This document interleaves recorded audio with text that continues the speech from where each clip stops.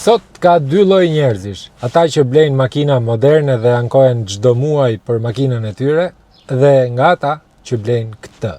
BMW X3 viti 2006 me motor 3 mish dhe me motorin legjendar M57. Po është vërtet një motor legjendar apo është thjesht një mit?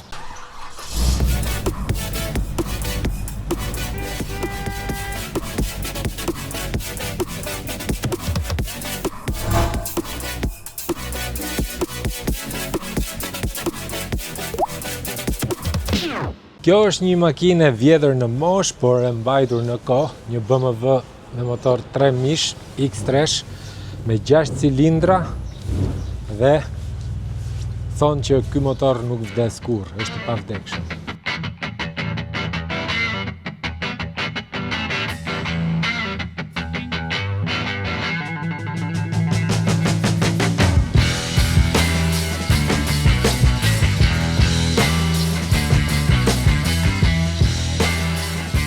Nuk do të bëjmë reklam edhe pse unë këtë makinë e shes prej ca kohësh dhe nëse nuk e shes kam një zgjidhje tjetër që do t'ua tregoj në një video tjetër, por do të flasim realisht se çfarë ka të mirë kjo makinë dhe çfarë ka të keqe. Dhe a ja vlen ta blesh sot në vitin 2026 një makinë 20 vjeçare.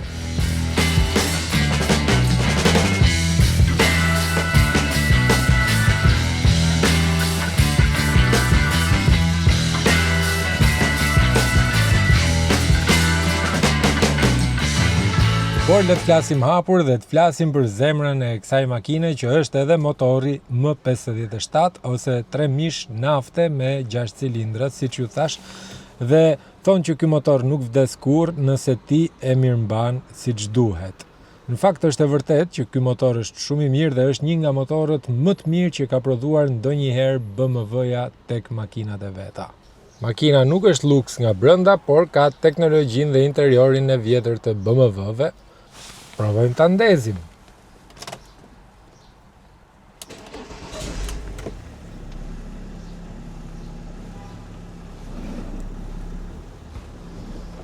Makina ka 226.000 kilometrat me libër shërbimi dhe është në gjendje shumë të mirë. Por mos u gënjeni me njëherë sepse nuk është gjithçka perfekte, sepse edhe kjo makinë ka pikat e saj të dobta. Dhe ju e dini që unë edhe për makinat e mia i them ato që i ka dhe i them ato pikat e dobta që ka, edhe pse unë mendoj që ta shes. Pika e pare ose dobësia e pare e kësaj BMW-je ose kryesisht e BMW X3 është kolektori i thithjes. Shpesh herë ato valvulat shkëputen nga njëra tjetra dhe rrezikojnë të futen nga brenda motorit dhe nëse kjo ndodh, motori thyhet, prishet dhe duhet bëni motor të ri.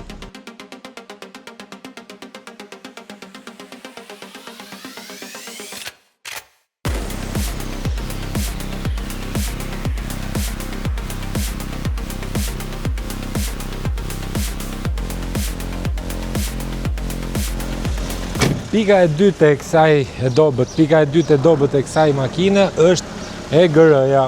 Nëse EGR-ja bllokohet, makina nuk tërheq si duhet dhe shkarkon më shumë blozë.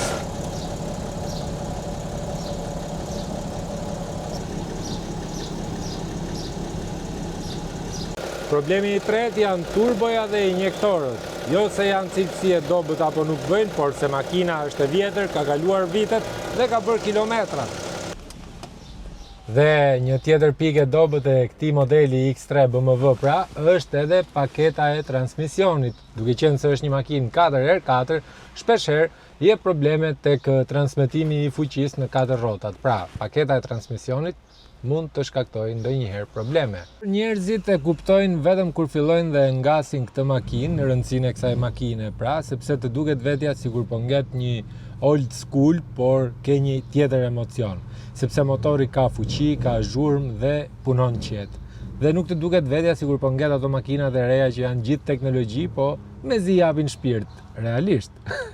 Ama le ta themi troç, rrugët tona nuk janë gjitha perfekte dhe nafta është skandaloze. Dhe mos flasim pasaj edhe për serviset.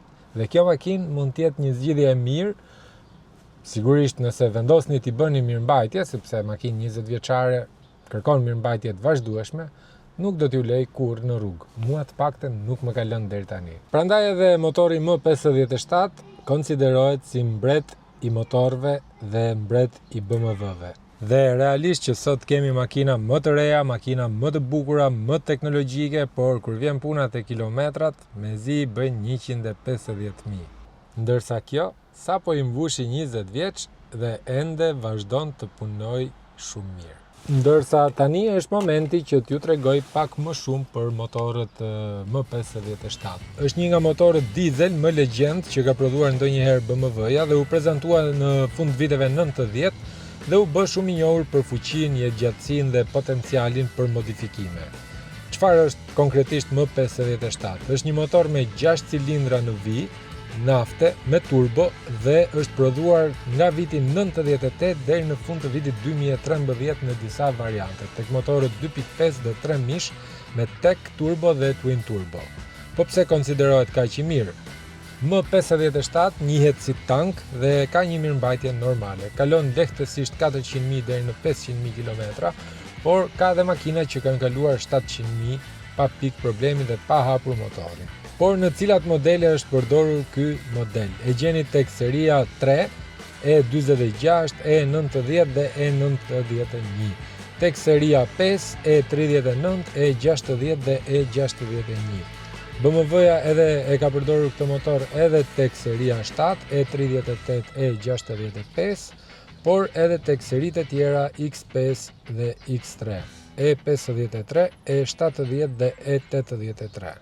Pra, aja vlen ta blesh? Po, nëse vendos të marrësh një makinë që nuk të intereson luksi modern dhe do që t'i bësh shërbimet në kohë, apo do një makinë komode, why not?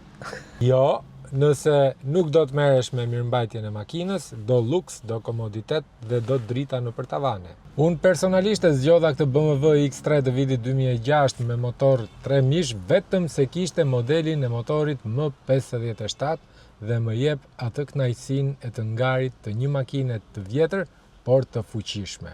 Është super ekonomike në fakt, sepse e krahasoj me një tjetër makinë që kam me kambio automatike dhe ka motorin më të vogël, ajo harxhon më shumë se sa kjo rreth 1 deri në 2 litra. Dhe tani le të fillojnë komentet. Ku shkon me këtë barake? Ç'janë këto makina që na sugjeron? Çfarë është kjo BMW-ja që s'bëha si lek, harxho vaj, prishet e tjera me radhë.